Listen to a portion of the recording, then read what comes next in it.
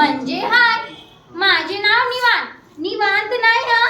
मला ना मस्ती करायला, धडपडायला, चुळबुळ करायला फार आवडतं. म्हणून तर घरातली मोठी माणसं मला नेहमी म्हणतात, अरे निवांत राहा रे जरा निवांत.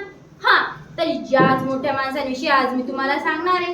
तुम्हाला माहितीये का, मोठमोठ्या माणसांना छोटी गणित अजिबात जमत नाही. मग हे ऐकल्यावर तुम्ही म्हणाल, तुला कसं माहिती आहे निवांत, तू तर एवढासा इयत्ता पहिलीतला. हा, तर आज मी तुम्हाला हेच सांगणार आहे. काल आमच्याकडे आली रेखा मावशी म्हणाली, मी तुला एक गणित घालू बघ, त्याचं उत्तर जर बरोबर दिलं तर मी तुला एक गंमत जम्मत देईन, एक टॉप बक्षीस देईन. बोल.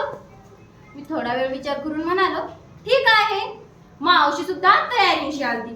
ती म्हणाली, हे बघ, मी तुला 5 चॉकलेट दिली, त्यातली तू 2 चॉकलेट खाल्लीस, तर तुझ्याकडे किती चॉकलेट शिल्लक राहिली? चल आता उत्तर सांग, चटकन बक्षीस घे, पटकन. मी चटकन म्हणालो, 5. माझं हे उत्तर ऐकताच मावशी गांगरली. म्हणाली, कसं काय रे? अगं मावशी, हे बघ, 2 चॉकलेट पोटात आणि 3 चॉकलेट हातात, मग झाली की नाही 5?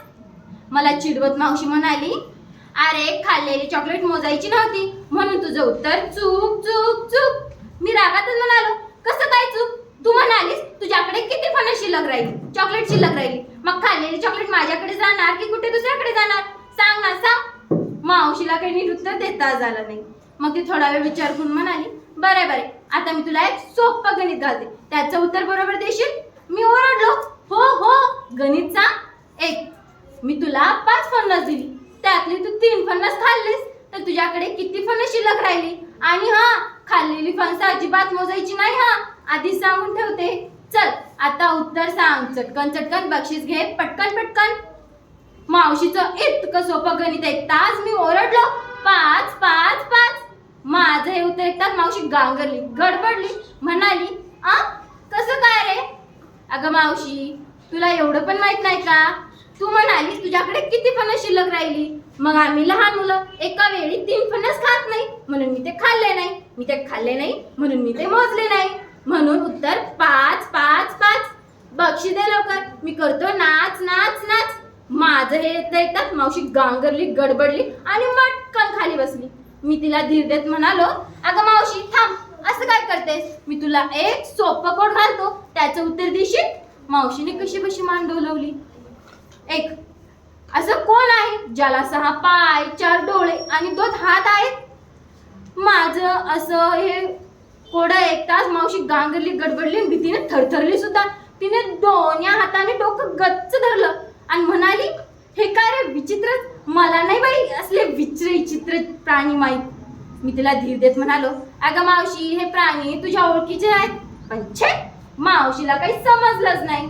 मग मी तिला समजून म्हणालो, हे बघ, 4 पाय, 2 हात आणि 2 डोके म्हणजे असं कोण? अगं घोड्यावर बसलेला माणूस. तुला एवढं पण कळत नाही का? काय मावशी, कशी जिरावली? माझे उत्तर ऐकताच जमिनीवर बसलेली मावशी टणकन घोड्यासारखी उभी राहिली.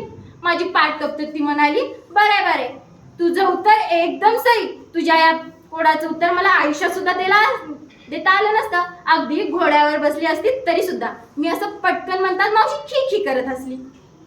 मी लाडात येऊन म्हणालो, मावशी, मी तुला आणखी एक कोड घालू? मावशी म्हणाली, बरं, आज इतकंच पुरे, उद्या कधीतरी बघूया. चल आता सांग, तुला बक्षीस काय देऊ? मी थोडा वेळ विचार करून म्हणालो, मला ना फणसा एवढं चॉकलेट हवंय. माझं असं बोलणं ऐकताच मावशीचा चेहरा फणसासारखा झाला. म्हणजे तुम्हाला कळालं ना काय झालं असेल ते?